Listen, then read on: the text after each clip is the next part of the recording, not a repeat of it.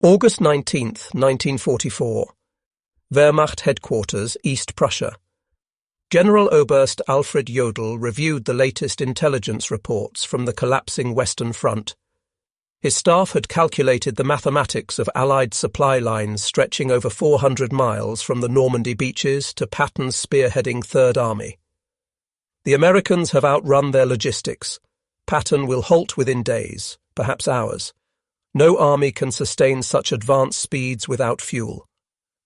From his position at Hitler's Wolfschanze headquarters, Jodl analysed what every German general understood from experience.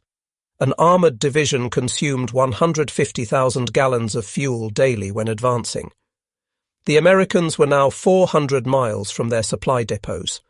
The calculation was inescapable. Patton's Third Army would grind to a halt, giving the Wehrmacht time to regroup at the Seine, perhaps hold until winter. What Jodl didn't know was that 125 miles away, 5,958 trucks were already rolling eastward in an endless convoy, headlights blazing in defiance of military doctrine, carrying 12,500 tons of supplies every 24 hours. The Red Ball Express, a logistics operation so audacious that German military science had never conceived it possible, was about to shatter every assumption about mechanized warfare. Within 72 hours, Patton's supposedly immobilized tanks would crash through German positions at the Seine. Within a week, they would liberate Paris. Within a month, they would stand at the German border. The Wehrmacht's finest military minds were about to receive a lesson in American logistics that would redefine their understanding of modern warfare. Delivered by 23,000 truck drivers, 75% of them African-American, who turned a one-way highway system into the most efficient military supply line in history. The German General Staff's confidence in American logistical failure stemmed from decades of military experience and recent observations. The Wehrmacht had pioneered blitzkrieg, revolutionized combined arms warfare, and understood intimately the tyranny of supply lines. Their own campaigns had repeatedly stalled when logistics failed to keep pace with tactical success. In Russia, the Wehrmacht's advance had foundered not from Soviet resistance initially, but from the simple inability to supply forces across vast distances. German trucks broke down on Russian roads. Horse-drawn wagons, still 80% of German military transport, couldn't match the speed of panzer spearheads. Railway gauge differences meant supplies piled up hundreds of miles from the front. General der Panzertruppe Heinrich von Luttwitz, who would command 47 Panzer Corps from September 1944, had written in July, "The Americans face the same logistical impossibility we faced in Russia. Their mechanical advantage becomes a disadvantage. Machines require fuel, ammunition, parts.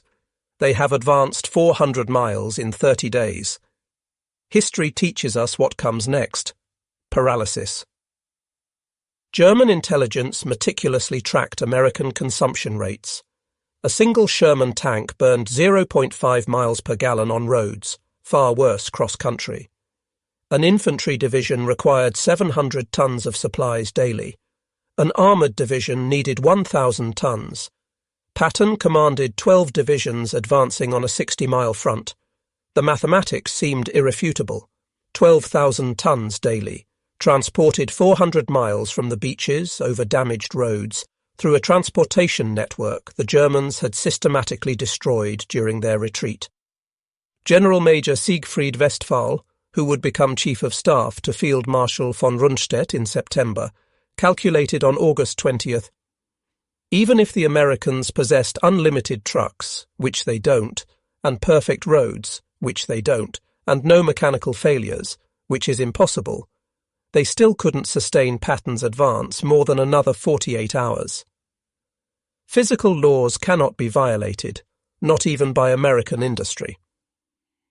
At 2 p.m. on August 25, 1944, in a requisitioned French chateau near Lessay, Lieutenant Colonel Laurent Ayres of the Motor Transport Service faced a room full of sceptical officers.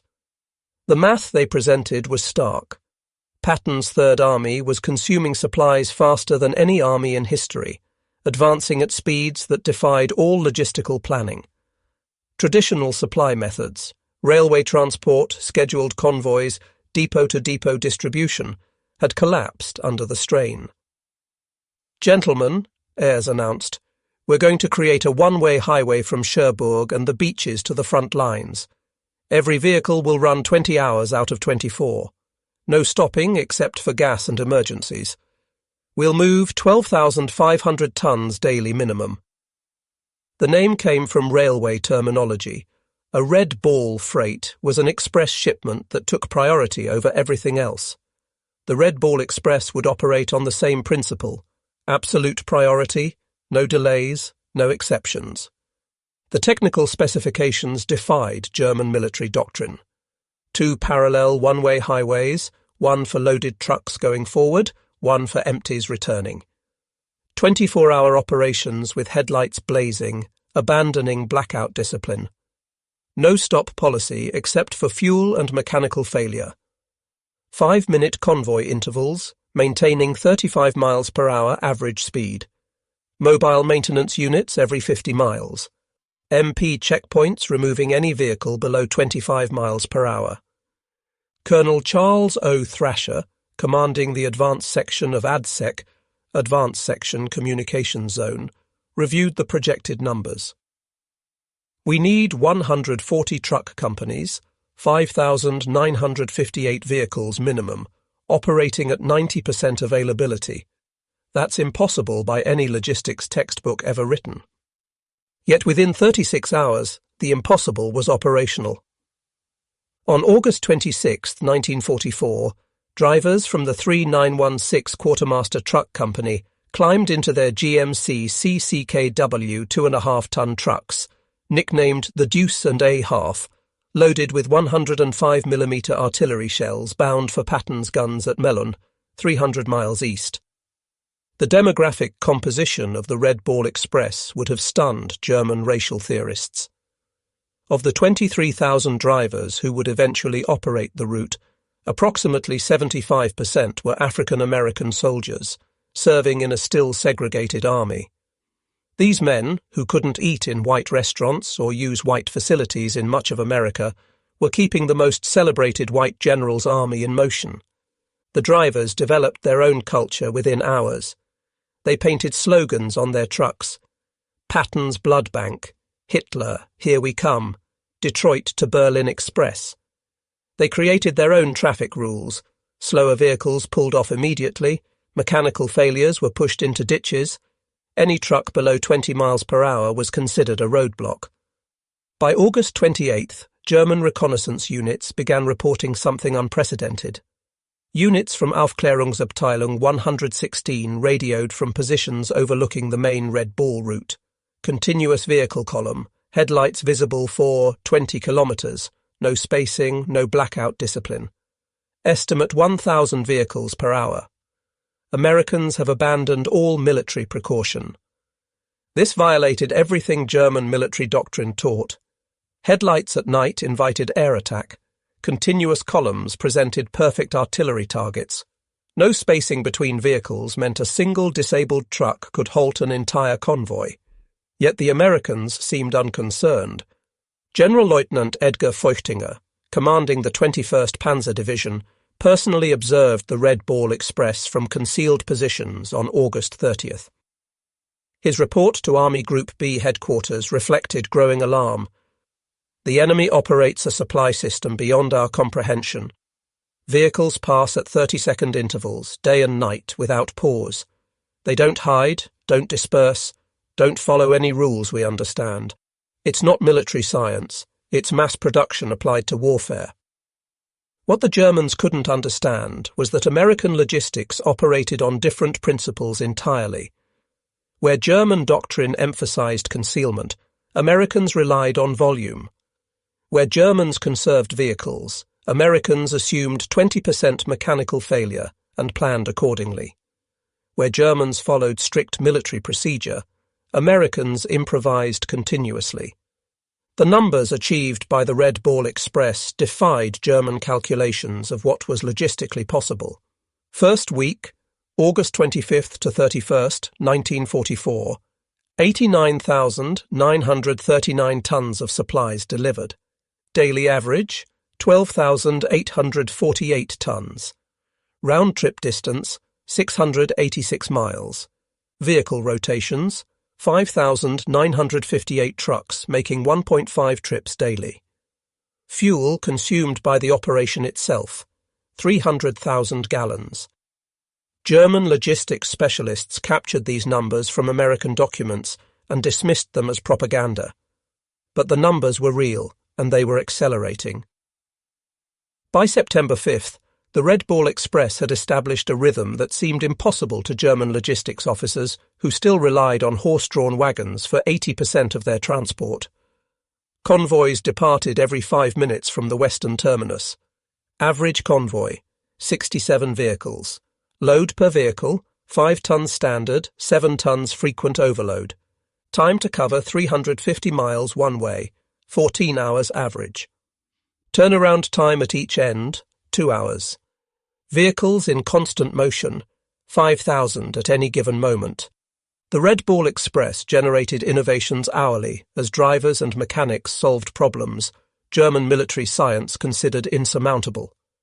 When trucks broke down, approximately 1,800 daily, mobile maintenance units performed repairs on the roadside. Mechanics developed a triage system, 15 minutes to fix or push it off the road. Parts were cannibalized from vehicles deemed unrepairable. Engines were swapped in 45 minutes using mobile cranes. When the designated Red Ball route became congested, drivers created alternate paths. They commandeered French buses to move personnel and free up trucks for cargo. They borrowed German vehicles, painting them olive drab and pressing them into service. They built bypasses around destroyed bridges, using rubble from bombed buildings as roadbed. The Germans, observing this chaos that somehow produced order, couldn't comprehend it. German logistics doctrine emphasized careful planning, maintenance schedules, and proper procedures. The Americans violated every principle, yet their system accelerated rather than collapsed. The most stunning revelation for German observers was American fuel management. The Red Ball Express consumed 300,000 gallons of gasoline daily just for its own operations, more than many German armies received for all purposes. Yet fuel never ran short. The Americans had created a parallel marvel, Operation Pluto, pipelines under the ocean, laying fuel pipelines across the English Channel. By September 1944, fuel flowed through underwater pipes German intelligence hadn't even detected. Forward fuel dumps were established every 25 miles along the Red Ball route. Tanker trucks ran their own parallel convoy system, ensuring no vehicle waited more than 10 minutes for refueling. General Major Walter Warlimont observed from aerial reconnaissance photographs, "The Americans have fuel dumps larger than our entire strategic reserves. They burn more gasoline moving gasoline than we allocate to entire panzer divisions. This isn't war as we understand it. It's industrial overflow." The Red Ball Express didn't just supply Patton's advance, it multiplied its speed exponentially. German military doctrine calculated that an armoured division could sustain 20 to 30 miles advance daily under optimal conditions. Patton's divisions, supplied by the Red Ball Express, averaged 40 to 60 miles daily for weeks. On September 1st, 1944, the 4th Armoured Division advanced 35 miles in morning operations, halted for resupply at noon, Red Ball trucks were waiting with fuel and ammunition, and advanced another 32 miles in the afternoon. This 67-mile single-day advance shattered German defensive planning, which assumed maximum 30-mile daily advances. General Oberst Heinz Guderian, reviewing the reports in East Prussia, initially refused to believe them. No armoured force can advance 60 miles daily for a week. Mechanical failures alone prevent it. This is propaganda or misidentification. But intercepted American radio traffic confirmed it. More disturbing for German commanders, the Americans were broadcasting their positions openly, without code. supremely confident in their ability to move faster than Germans could react. By September 5, 1944, German intelligence had compiled comprehensive reports on the Red Ball Express. The implications were catastrophic for Wehrmacht planning. Every assumption about American military capability required revision. The report contained observations that defied German military science. Americans wasted vehicles prodigiously, abandoning damaged trucks rather than repairing them. Drivers operated on stimulants for days, violating every principle of personnel management. No camouflage discipline, making the entire system vulnerable to air attack that never came. Mechanical failure rates of 30% daily, simply overwhelmed by redundancy. Fuel consumption that would bankrupt any European military. Field Marshal Walter Model's response revealed growing desperation. If these reports are accurate, we face not a superior army, but a superior civilization. They make no effort to hide because they don't fear us. They waste resources because they have infinite resources. We cannot defeat this with military tactics. The Red Ball Express drivers paid a physical price German observers couldn't see. Drivers operated for 72 straight hours, hallucinating from exhaustion and benzodrine. Accidents killed 300 drivers in the Red Ball's operational period. Trucks collided in fog, overturned on damaged roads, burned when overheated engines ignited. Yet morale remained extraordinarily high. These men, mostly African Americans denied equal rights at home, understood they were making history. They were proving Hitler's racial theories wrong, with every mile driven, every ton delivered. Captured German officers provided eloquent testimony to the Red Ball Express's impact. Oberst Hans von Luck, taken prisoner in September 1944, told interrogators, "We knew we'd lost when we understood your supply system. You violate every rule, waste fuel, abandon vehicles, exhaust drivers, yet succeed through sheer volume. You've industrialized warfare beyond our comprehension." The psychological impact on German forces was devastating. Wehrmacht soldiers could hear American trucks all night, every night, endless motors, endless supplies. They had 3 rounds per rifle while Americans were bringing millions of rounds. The sound itself became psychological warfare. The vehicles themselves amazed German engineers. The GMC CKW 2.5-ton truck, the backbone of the Red Ball Express, represented mass production perfection. General Motors had produced over 500,000 of these vehicles by war's end, more trucks than the entire German military possessed of all types combined. The trucks featured innovations Germans hadn't implemented: all-wheel drive as standard, not exception. Automatic tyre inflation systems, waterproofing that allowed 30-inch fording, engines that ran on low-quality fuel without modification, heaters that actually worked in winter. More stunning was American maintenance philosophy. Where Germans rebuilt engines, Americans replaced them. Where Germans rationed parts, Americans discarded entire vehicles for minor problems. Where Germans had master mechanics, Americans had thousands of competent mechanics who could perform 80% of repairs. As the front moved east, the Red Ball Express adapted with speed that stunned German planning officers accustomed to weeks of preparation for major logistics changes. When the original route to Chartres became insufficient, Americans created Red Ball Express extensions overnight. White Ball Express, Rouen to Paris. Green Diamond, Cherbourg to railroad transfer points. Red Lion, Bayeux to Brussels. A BC, Antwerp, Brussels, Charleroi. Each new route was operational within 48 hours of conception. German staff officers required weeks to plan similar operations. The Americans simply painted new markers, assigned trucks, and started rolling. The predominance of African-American drivers in the Red Ball Express created cognitive dissonance for German racial theorists. Nazi ideology declared blacks inferior, incapable of technical tasks, lacking initiative. Yet these drivers were performing logistics miracles that German forces couldn't match. The African-American soldiers understood the irony. They knew what the Nazis thought of them, which made them drive even harder. Every mile they drove proved Hitler wrong. They were fighting racism with truck keys, defeating Nazi ideology through superior performance. Some German prisoners, forced to load Red Ball trucks as labourers, found their worldview shattered by working alongside African-American sergeants who calculated weight distributions faster than German engineers, who spoke better English than German English instructors, who treated prisoners fairly despite everything Nazi propaganda had told them about racial behaviour. The Red Ball Express required infrastructure Germans deemed impossible to create under combat conditions. Engineers built or reinforced 40 bridges, created 15 major fuel depots, established 26 maintenance stations, and constructed 8 temporary cities for drivers, all while the operation was running. The bridge at Mante had been destroyed by German engineers specifically to halt American logistics. The Wehrmacht calculated replacement would require 6 weeks minimum.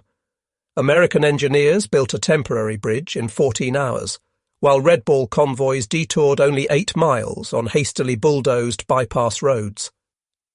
German engineers observed American construction methods with amazement. No planning meetings, no detailed blueprints, just immediate action. They built faster than Germans could destroy, created infrastructure that appeared overnight in French fields. One Red Ball Express achievement particularly stunned German artillery officers: ammunition supply rates that exceeded their highest theoretical calculations. American artillery units fired without restriction, a luxury no German unit had enjoyed since 1942. During the reduction of Metz fortifications in September 1944, the XX Corps artillery fired 100,000 rounds in 24 hours. The Red Ball Express delivered every round, plus 20% surplus. German artillery defending Metz was rationed to 50 rounds per gun per day. The disparity was overwhelming. American guns fired continuously for hours, while German artillery officers calculated that such bombardments required 50 truckloads of ammunition per hour. The Red Ball provided it without pause. The Red Ball Express consumed vehicles at rates that would have paralysed any other military. By late September, mechanical attrition reached staggering proportions: average vehicle life, 10,000 miles, normal, 30,000. Daily deadline rate, 30% of all vehicles. Engines replaced, 500 weekly. Tyres consumed, 10,000 weekly. Total vehicles destroyed or abandoned, 5,000 plus. Yet the operation never slowed. American production had anticipated such losses. Ships arrived weekly at French ports carrying hundreds of new trucks. Replacement drivers were trained in 2 days and thrown into convoys. German calculations showed Americans destroying more trucks weekly than the Wehrmacht possessed in France. Yet their transport capacity increased rather than decreased. They had achieved something Germans thought impossible: logistics faster than consumption. French civilians along the Red Ball route witnessed American abundance that contradicted years of German occupation scarcity. The psychological impact on occupied populations was immediate and profound. The Red Ball Express drivers, particularly African Americans, often shared their rations with French civilians despite regulations. Every stop, children would gather, and drivers would give them chocolate, cigarettes, soap. The contrast with German occupation was stark. Americans gave away casually what Germans had rationed strictly. German intelligence reported the propaganda impact. French civilians now believe American victory inevitable. They cite the truck convoys as proof. Resistance activity has increased 400% along Red Ball routes. The population that accepted our occupation now actively opposes it. In early September 1944, the Red Ball Express faced its greatest challenge. Patton's Third Army had advanced so far that even the Red Ball struggled to maintain supply rates. The round trip now exceeded 700 miles. Drivers were collapsing, vehicles were disintegrating. German intelligence detected the strain. General der Panzertruppe Hasso von Manteuffel reported September 8th. American supply lines show signs of collapse. Convoy intervals have increased from 5 to 15 minutes. Vehicle speed has decreased. This is our opportunity. But American adaptability again surprised the Germans. Within 72 hours, the Red Ball Express reorganized. Created intermediate transfer points, cutting individual runs to 350 miles, implemented driver rotation systems, established forward maintenance bases, doubled the number of assigned vehicles. By September 12th, tonnage delivery had actually increased. The crisis that should have halted Patton only made the system stronger. Supplementing the Red Ball Express, Americans implemented another logistics solution Germans deemed impossible: large-scale aerial supply. C-47 transport aircraft began delivering critical supplies directly to forward units, each aircraft carrying 3 tons. On September 16, 1944, Wehrmacht observers counted 900 transport flights in a single day, delivering 2,700 tons by air. The Luftwaffe, at its peak, had managed 300 tons daily to Stalingrad, and considered that a maximum effort. The Americans used transport aircraft like trucks, no fighter escort concerns, no fuel limitations. They assumed losses and overwhelmed them with numbers. The Wehrmacht couldn't compete with this industrial arithmetic. The Red Ball Express operated under command principles that violated German military hierarchy. Junior officers made decisions reserved for generals in the Wehrmacht. Sergeants commanded operations larger than German colonels managed. This decentralization baffled German observers. American logistics operated without apparent central control. Every lieutenant acted like a general, every sergeant like a colonel. Chaos should have resulted. Instead, they achieved efficiency the Wehrmacht couldn't match with rigid hierarchy. By October 1944, advancing railheads began to reduce Red Ball Express requirements. The operation that was supposed to last 10 days had continued for 82 days, delivering 412,000 tons of supplies over 122 million ton-miles. German commanders, now fighting on their own borders, reflected on what they had witnessed. Field Marshal Model wrote in his final report, "We were not defeated by American tanks or planes primarily. We were defeated by American trucks. The Red Ball Express proved that in modern war, logistics is strategy." The transition to rail transport was itself a marvel. American railroad engineers had reconstructed 1,000 miles of destroyed French rail lines while the Red Ball was running. They laid new track faster than Germans had destroyed it, often using captured German rail equipment. The final Red Ball Express statistics defied every German calculation of logistical possibility. 82 days of operation, 412,193 tons of supplies delivered, 122 million ton-miles, 5,958 vehicles average, peak 7,000. 23,000 total drivers employed, 700,000 gallons of fuel consumed daily, 40,000 tons of ammunition delivered to Patton alone, 15 million rations transported, 135,000 medical supply tons. Reviewing these figures in captivity, German officers admitted they had calculated American logistics based on European precedent. They had multiplied their best performance by 3 and assumed that was American maximum.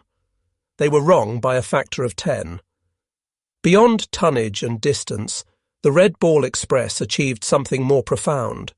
It destroyed German faith in their own military superiority. Wehrmacht officers who had dismissed Americans as soft and mechanically dependent watched those same Americans achieve logistics miracles through determination and industrial abundance. German prisoners of war would stand silent at prison camp fences, counting passing Red Ball trucks. Some wept. They understood what it meant, not just that Americans could supply their armies, but that they could waste more than Germans could produce. They were watching their worldview collapse, one truck at a time. The Red Ball Express forced an unexpected racial reckoning within the American military itself. The operation's success depended overwhelmingly on African American soldiers who were still segregated, denied equal treatment, and barred from combat roles. General Eisenhower, visiting Red Ball operations in September 1944, witnessed the contradiction firsthand. His aide, Captain Harry Butcher, recorded, "The general stood watching coloured drivers who'd been at it for 20 hours straight. He said, 'These men are winning the war as surely as any infantry. We need to reconsider many things.'" The success created pressure for integration that contributed to military desegregation 3 years later.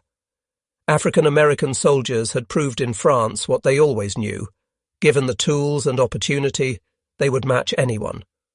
The Red Ball was their combat, and they won it decisively. German racial theorists struggled to explain the contradiction. SS racial science publications simply stopped mentioning American logistics operations. The evidence was too overwhelming to deny, too damaging to acknowledge. German military engineers studied Red Ball Express operations intensively after the war. The lessons revolutionized logistics thinking worldwide. Volume overcomes inefficiency. Mechanical redundancy eliminates vulnerability. Decentralized execution enables speed. Standardization multiplies capability. Human endurance has limits, but they're higher than assumed. General Franz Halder, former chief of the German General Staff, wrote in 1950, "The Red Ball Express proved logistics determines strategy, not vice versa. Americans understood this. We learned it too late." Among the 23,000 Red Ball drivers, individual stories of heroism emerged that Germans found incomprehensible within their military framework. These were verified accounts from military records. Corporal John L. Houston drove continuously for 48 hours, delivering ammunition to the 2nd Armoured Division at Cambrai, falling asleep at the wheel 3 times but continuing after being revived by other drivers. Private Booker T. Washington's truck caught fire from overheated brakes while carrying medical supplies. Instead of abandoning it as procedure required, he drove the burning vehicle 2 miles to a field hospital, jumping out as flames reached the cab. The supplies saved wounded soldiers from both armies. These stories, multiplied thousands of times, revealed American military culture to observing Germans, individual initiative, calculated risk-taking, and mission accomplishment over regulatory compliance. Desperately, German forces attempted to create their own version of the Red Ball Express in late 1944. Operation Greif during the Battle of the Bulge included plans for captured American trucks to create German supply lines. The effort failed immediately. German drivers couldn't maintain American speeds. German mechanics couldn't repair American equipment fast enough. German fuel supplies couldn't sustain the consumption rates. Most fundamentally, Germans couldn't replicate the American attitude of unlimited resources. Oberst Otto Skorzeny, commanding the operation, reported, "We captured 50 American trucks. Within a week, 30 were deadlined. Americans would have replaced them. We tried to repair them. That difference explains our defeat." The winter of 1944–45 provided the Red Ball Express's ultimate test. Freezing rain, snow and ice should have stopped wheeled transport. German doctrine stated wheeled logistics became impossible below -10 degrees Celsius. Yet the Red Ball Express continued. Drivers wrapped chains on tyres, poured alcohol in radiators, and kept rolling. Speeds dropped from 35 to 15 miles per hour, but tonnage delivery continued. German observers reported ice-covered convoys moving through blizzards that had stopped panzer divisions. The Americans had created a logistics system that functioned regardless of weather, terrain, or enemy action. It wasn't elegant or efficient by German standards, but it was unstoppable. In May 1945, captured German logistics officers were required to study Red Ball Express operations for historical records. Their conclusions were unanimous and devastating to German military pride. General der Infanterie Friedrich Schulz summarized, The Red Ball Express represents warfare we never imagined. Americans created a temporary civilization, thousands of men, thousands of vehicles, millions of tons of supplies, that existed only to feed armies, then dissolved when no longer needed. We built permanent infrastructure over years. They created superior temporary systems in days. The most insightful analysis came from General Oberst Heinz Guderian, father of German armoured warfare. We invented blitzkrieg but never solved its fundamental limitation, logistics. Americans solved it through industrial excess we deemed impossible. The Red Ball Express was not a supply line, but a flowing river of material that drowned our forces. The Red Ball Express cost the United States approximately $100 million in 1944 dollars. Vehicles destroyed, fuel consumed, roads destroyed, French claims for damage. German staff officers, accustomed to managing scarcity, found the figure incomprehensible, yet Americans considered it cheap. The operation enabled the capture of 400,000 German soldiers, the liberation of France, Belgium and Luxembourg, and shortened the war by an estimated 6 months. Each day of war cost America $250 million. The Red Ball Express paid for itself in a single day of shortened conflict. Lieutenant General John C. H. Lee, commanding logistics for the European theatre, stated, "We wore out 5,000 trucks and 23,000 men to destroy the German army in France. In any previous war, that would be catastrophic losses. In American industrial war, it's acceptable overhead." An unexpected consequence of the Red Ball Express was the revolutionary impact on post-war civilian logistics. Thousands of drivers returned to America with experience operating the world's largest transportation network. These veterans founded trucking companies, designed interstate highways, and created the modern American logistics industry. Companies like Yellow Freight, Roadway, and Consolidated Freightways were started by Red Ball veterans who applied military logistics to civilian commerce.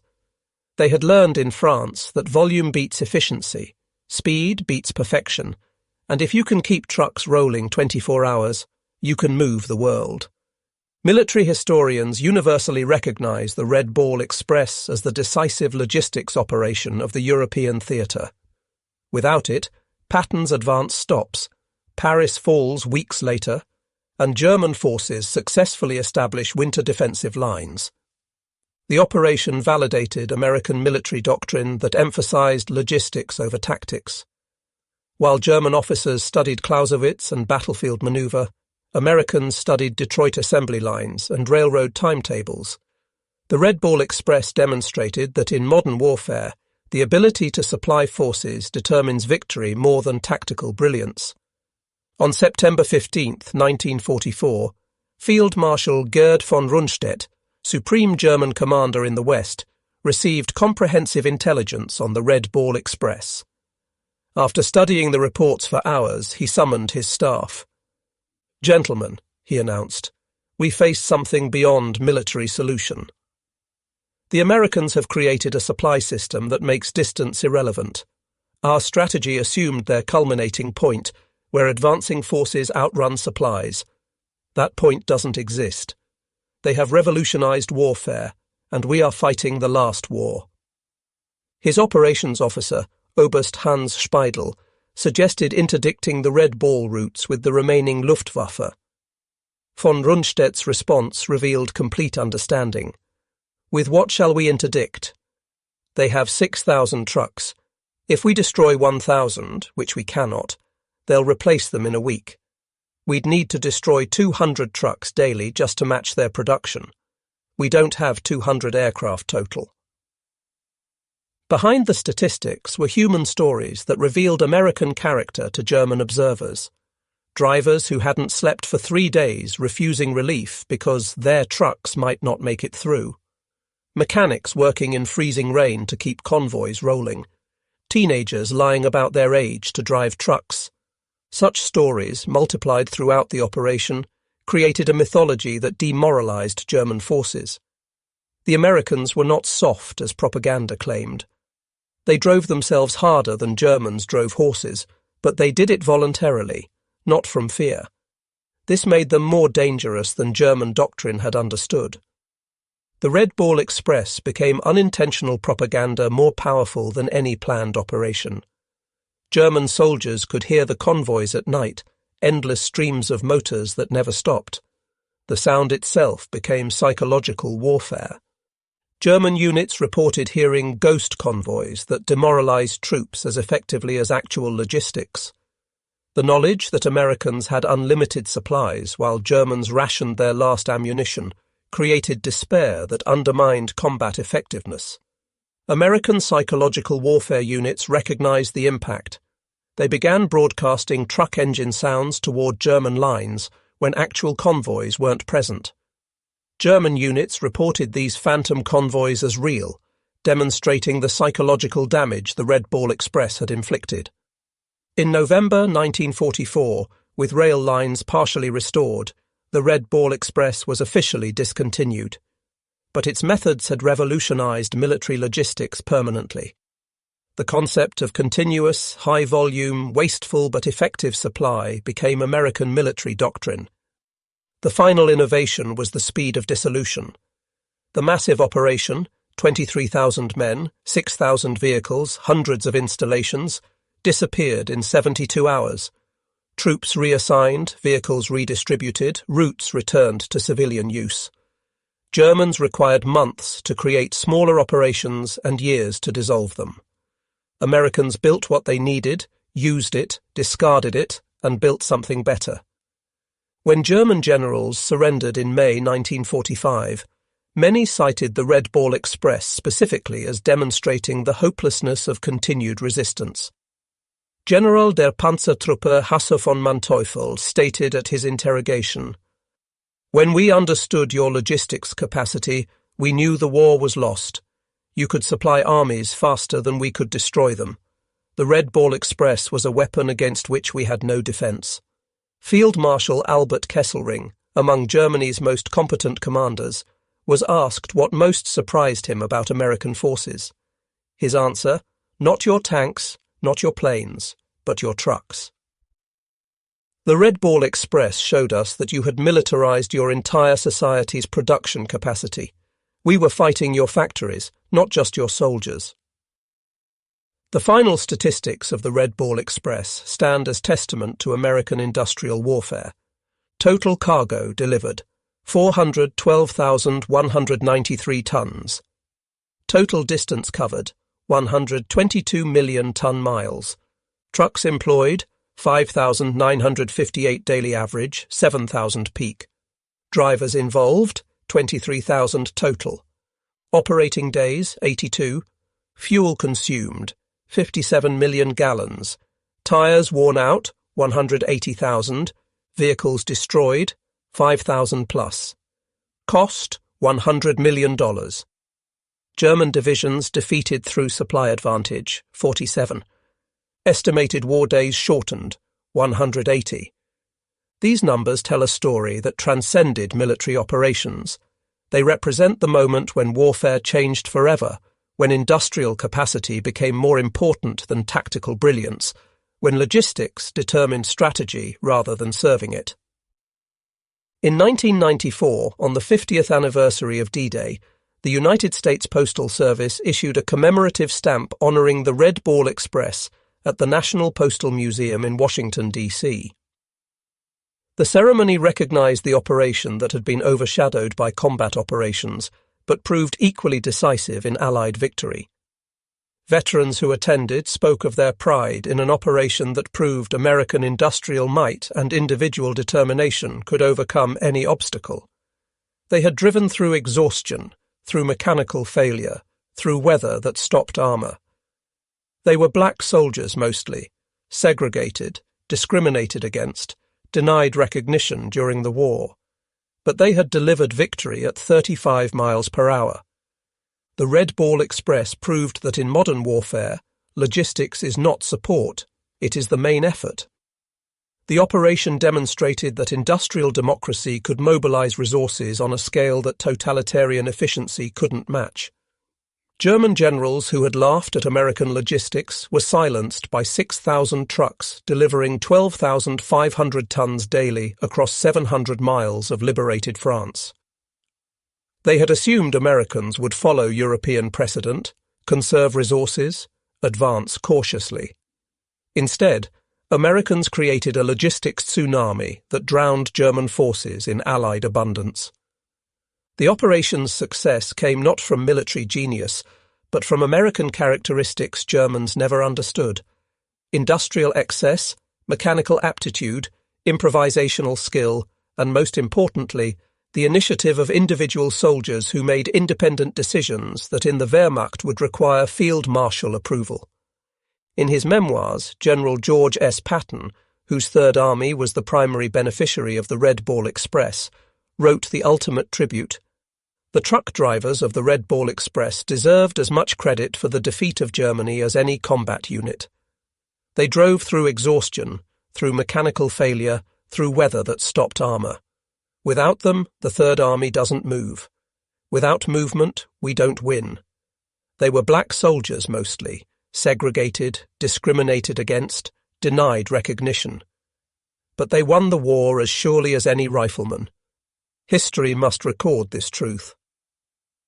That truth stands as the final testament to the Red Ball Express. 23,000 mostly African-American drivers, operating 6,000 trucks on a one-way highway to victory, achieved what German military science declared impossible. They supplied advancing armies faster than physics should allow, maintained tempo beyond human endurance, and proved that in modern warfare, the side with the most trucks beats the side with the best tactics. The German generals had laughed at American logistics, dismissing it as wasteful, undisciplined, impossible to sustain. 82 days later, those same generals surrendered to armies supplied by the Red Ball Express, finally understanding that American trucks had defeated German tanks, that industrial abundance had overwhelmed military excellence, that logistics had become strategy. The Red Ball Express ended on November 16, 1944, but its impact echoed through military history. It proved that in the industrial age, victory belongs not to the bravest soldiers or brightest generals, but to the nation that can deliver the most supplies, the fastest, the farthest. The German generals who laughed at American logistics in August 1944 signed surrender documents in May 1945, defeated by 23,000 truck drivers who revolutionized warfare at 35 miles per hour. Their story deserves its place among the great military operations of history, not because it was elegant or efficient, it was neither, but because it worked. The Red Ball Express kept Patton rolling, kept the Germans retreating, and proved that in modern war, the convoy of trucks matters more than the column of tanks. The highways of France still bear the scars of the Red Ball Express. Ruts worn by overloaded trucks, bridges hastily repaired, roadsides littered with abandoned vehicles. But the greatest monument to the operation is the speed of Allied victory. Every day the war shortened, saved thousands of lives.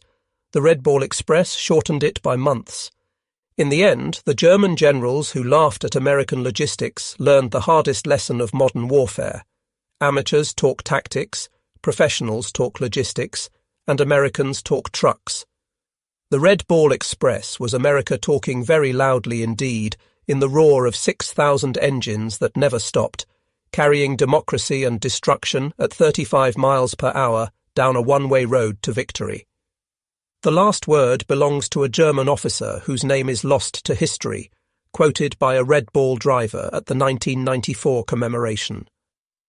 Standing beside a road in Belgium, watching the endless convoy of American trucks, the officer said in accented English to his captors, "We prepared for everything. Your tanks, your planes, your ships. We never prepared for your trucks. How do you defeat an enemy who has more trucks than you have soldiers?" The answer rolled past him at 5-minute intervals, driven by exhausted Americans who were rewriting the rules of warfare one delivery at a time. The Red Ball Express had made logistics into strategy, supply into victory, and trucks into the most decisive weapon of the European war. The German generals stopped laughing when they understood this truth. But by then, Patton was already at their gates, supplied by the greatest logistics operation in military history.